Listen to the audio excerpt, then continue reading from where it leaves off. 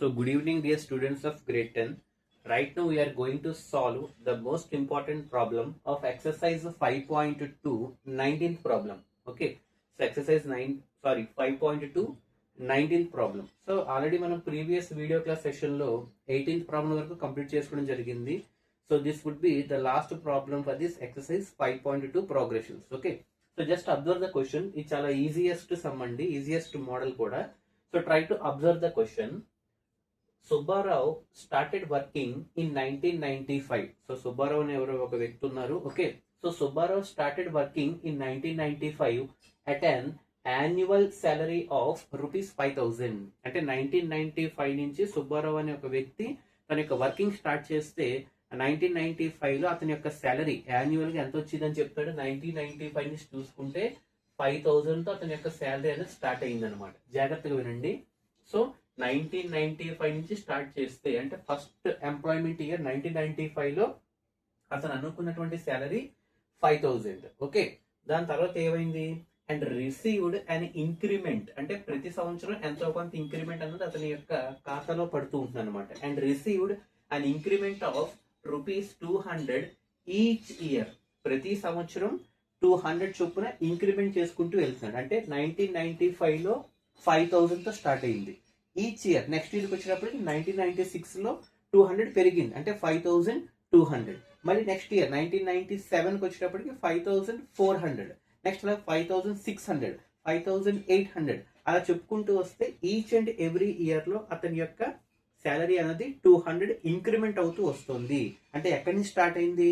5,000 నుంచి స్టార్ట్ అయ్యి 5,000, 5,200, 5,400, 5,600, 5,800, అంటే 1995, 1996, 1997, 1998 అలా ఈచ్ అండ్ ఎవ్రీ ఇయర్ 200 చొప్పున పెరుగుతూ వెళ్తే ఏ ఇయర్కి వచ్చేటప్పటికి చూడండి, ఇన్ విచ్ ఇయర్ అంటే ఎన్ వాల్యూ. విచ్ వాల్యూ అంటే ఏంటి? విచ్ అంటే ఏం ఫైండ్ అవుట్ చేయాలని చెప్పాను? ఎన్ వాల్యూ. అవునా కదా, మీకు కాలేజ్ స్టార్టింగ్ లో చెప్పాను.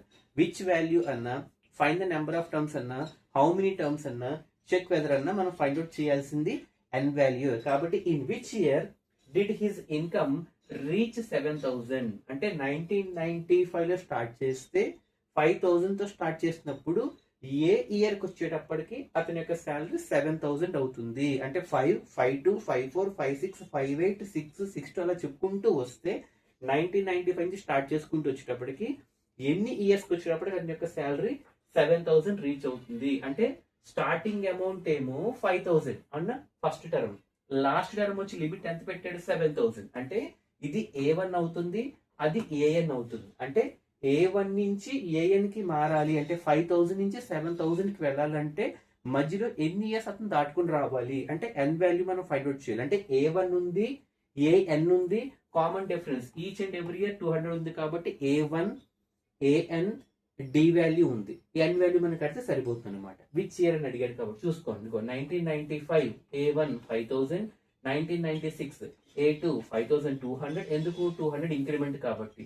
అలాగే 1997 A3 5,400, 1998 A4 5,600. మీరు అబ్జర్వ్ చేయండి, 200 చొప్పున పెంచుకుంటూ వస్తే A1, A2, A3, A4 అలాగా ఏ ఇయర్ కి వచ్చేటప్పటికి 7,000 అవుతుందని అడుగుతున్నాడు. అంటే స్టార్టింగ్ శాలరీ ఎంత? ఫస్ట్ 5,000 కాబట్టి ఫస్ట్ టర్మ్ 5,000 ఎంతటితో క్లోజ్ అవ్వాలి? 7,000. అంటే AN లాస్ట్ ఎంత? AN 7,000. అంటే A1 ఏమో 5,000, AN ఏమో 7,000.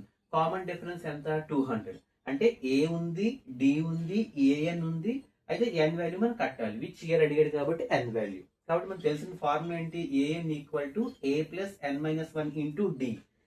AN ప్లస్ ఎంత పెట్టాలి? ఫైనల్ అమౌంట్ లాస్ట్ కాబట్టి 7,000 ఈక్వల్ టు A ప్లస్ ఎంత పెట్టాలి? స్టార్టింగ్ 5,000 ప్లస్ N-1 ఎన్ మనం కట్టాలి కాబట్టి ఇంటూ D కామన్ డిఫరెన్స్ ఎంత? ప్రతి సంవత్సరం 200. కాబట్టి 7,000 ప్లస్ 5,000 ఇటువైపు వస్తే మైనస్ 5,000. అంటే 7,000 మైనస్ 5,000 ఎంత? 2,000. ఇక్కడ ఇంటూ 200 ఉంది, అటువైపు వస్తే బై 200 అయిపోయింది. అంటే 2,000 బై 200 అనమాట. 2,000 బై 200 మిగిలింది. కాబట్టి is a 2,000 by 200 equal to N-1. 0, 0 కొట్టేస్తే 20 by 2 equal to N-1. 20 by 2 అంటే ఎంత? 10. కాబట్టి N-1 equal to 10. -1 అటువైపు వెళ్తే +1 అయింది, అంటే N+1 అంటే 10+1. So finally N is equal to 11.